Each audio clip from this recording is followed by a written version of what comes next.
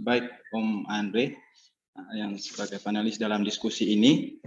Jadi saya sedikit menangkap poinnya bahwa memang program legislasi yang selama ini dibuat oleh DPR yang memang terlihat bahwa cenderungnya DPR itu menargetkan RUU yang begitu banyak di dalam tahun sidang dan juga masa sidang tahunan begitu. Tetapi soal pencapaiannya, jadi pencapaiannya belum begitu maksimal dan juga cenderung menurun gitu. Dan juga yang kedua soal Undang-Undang Omnibus Law yang memang di awal proses pembuatannya juga pro dan kontra di tengah masyarakat dan juga kita sebagai mahasiswa waktu itu menolak dengan kehadiran Undang-Undang Cipta Kerja ini, tetapi itu tadi jadi masih tetap diloloskan dan juga saat penomoran juga undang-undang itu banyak LSM yang mengajukan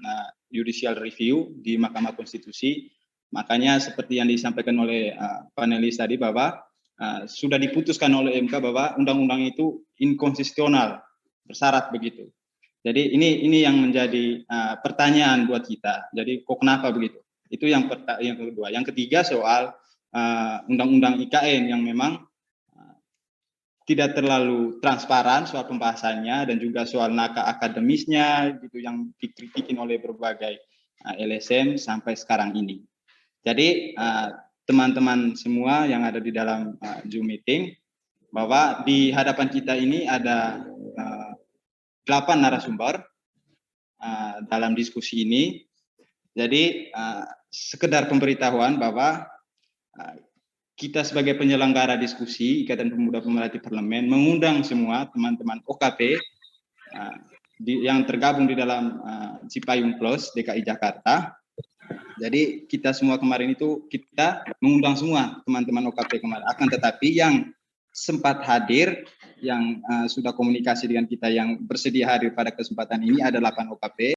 Jadi tema diskusi pada kesempatan ini tren DPR menabrak prosedur pembentukan undang-undang, bagaimana tanggapan mahasiswa? Sekjen, jadi menarik. Jadi statementnya ada yang saya kutip statementnya. Setelah diskusi ini selesai, arah kita kemana gitu. Jadi itu bagus. Jadi nanti kita diperdalamkan lagi itu nanti di sesi diskusi, Pak Sekjen. Siap, Bu. Siap. Okay. Jadi untuk selanjutnya kita beri waktu kepada Ketua PMKRI Cabang Jakarta Utara. Pak Yos, kami persilakan. Saya lihat dari tadi Bapak Tua mau bicara kayaknya, menyampaikan materi dan gagasannya terkait tema. Silakan Pak Ketua. Siap. Selamat sore untuk kita semua. Oke, selamat sore. Salam sehat juga untuk kita semua. Yang terhormat Ketua UKP, saya lihat ada teman-teman PMKRI, teman PMI, GMKI, Hikmah Budi dan rekan-rekan IP3 serta teman-teman peserta yang sudah terlibat dalam diskusi webinar kita kali ini. Perkenalkan, saya Yos Goa, Ketua Presidium PMKRI Cabang Jakarta Utara periode 2021-2023. Yang pertama saya mengucapkan terima kasih banyak untuk rekan-rekan IP3 yang telah mengundang saya untuk menjadi salah satu teman diskusi di webinar kita kali ini dengan tajuk tren DPRD menabrak prosedur pembentukan undang-undang. Bagaimana pendapat kita? Saya juga melihat dua subtema ya. Yang pertama, sepak terjang DPR dalam memproduksi sebuah undang-undang, dan yang kedua terkait dengan proses undang-undang yang kontroversial dan bermasalah. Ini menjadi penting ya. Tema yang sangat penting dan menarik untuk kita diskusikan. Saya juga melihat ini sedikit provokatif ya, namun bagus untuk melihat sikap kritis kita terhadap kinerja anggota dewan kita di sana. Saya melihat bahwa proses pembentukan undang-undang yang dilakukan oleh anggota dewan kita, oleh DPR, itu merupakan sebuah bentuk arogansi kelembagaan ya menurut saya. Karena memang di negara kita tercinta Indonesia, DPR adalah salah satu-satunya lembaga yang berwenang, yang memiliki otoritas penuh untuk membuat atau memproduksi sebuah undang-undang. Hal ini menjadi kecemasan kita karena memang tidak ada lembaga lain lagi selain mereka yang untuk membuat undang-undang ini. Sayangnya adalah ketika DPR dipercayakan untuk menjadi salah satu lembaga negara, satu-satunya lembaga negara untuk membentuk undang-undang, sepertinya apa yang mereka lakukan berasumsi bahwa benar-benar saja bahwa itu telah memenuhi atau telah menjawab aspirasi masyarakat, sehingga dampak dari sikap arogansi kelembagaan ini saya melihat bahwa ruang partisipasi publik sangat tertutup, sangat kecil, bahkan ditiadakan oleh mereka. Itu tadi yang dijelas oleh Ketua Edmond ya tadi. Saya melihat itu satu statement yang sama bahwa partisipasi publik untuk terlibat dalam proses pembentukan undang-undang ini sangat minim. Ini menjadi dua catatan penting, 2 poin penting bahwa arogansi kelembagaan mereka berdampak pada partisipasi publik. Kemudian saya melihat juga bahwa partisipasi publik mungkin yang dimaksudkan oleh anggota dewan kita atau kita berkaca pada realitas selama ini itu mungkin terjadi ketika undang-undang itu telah disahkan atau undang-undang itu telah resmi lah, telah diketuk palu, sehingga partisipasi publik yang terjadi itu ketika banyak kalangan yang melakukan aksi protes, kemudian mengajukan judicial review kepada MK.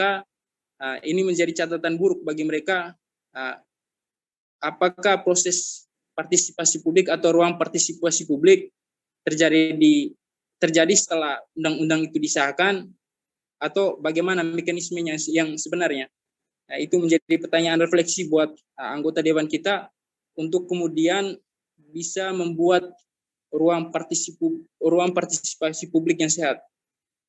Kemudian saya melihat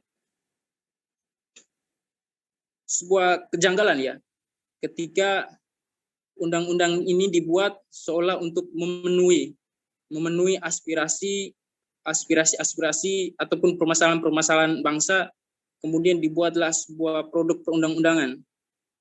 Kemudian DPR sesuai dengan tupoksinya bekerja untuk membentuk sebuah undang-undang dalam menjawab aspirasi-aspirasi yang terjadi. Sayangnya adalah ketika produk perundang-undangan yang mereka buat tidak menjawab atau tidak memenuhi aspirasi yang ataupun permasalahan yang terjadi di masyarakat umumnya, DPR bagi saya memiliki sikap apatis, tidak memiliki sikap tegas ataupun langkah-langkah yang cukup untuk kemudian memperbaiki kesalahan-kesalahan dalam proses penyusunan perundang-undangan. Jadi lebih dari itu, saya melihat 2 poin itu penting sekali untuk kita simak. Yang pertama soal arogansi kelembagaan, dan yang kedua soal partisipasi publiknya itu. Saya kembalikan ke Pak Moderator, itu sedikit pandangan dari kami, dari teman-teman PMK Cabang Jakarta Utara. Oke, baik Pak Ketua. Sangat jelas tadi penjelasannya bahwa pembentukan undang-undang yang dibuat oleh DPR itu adalah sebuah arogansi kekuasaan aja begitu, dan juga terlihat bahwa mengesampingkan partisipasi publiknya gitu. Jadi di sini tidak ada transparansi di dalam pembuatan atau pembentukan undang-undang itu oleh DPR gitu. Jadi nanti diperdalam lagi Pak Ketua di sesi diskusinya. Jadi kita lanjut ke teman-teman narasumber yang lain dulu.